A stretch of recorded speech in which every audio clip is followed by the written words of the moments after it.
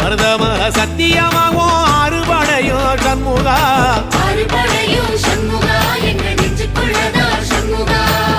தங்கரதம் ஏறி வந்து நீ எட்டி பாறையா சண்முகா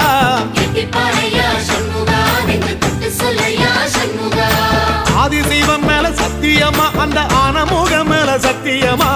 ஆறுமுகம் மேல சத்தியமா அந்த ஞான பழம் மேல சத்தியமா மொத்த மனசுல மொத்த நரப்புல கூடி இருக்கிற சண்முகா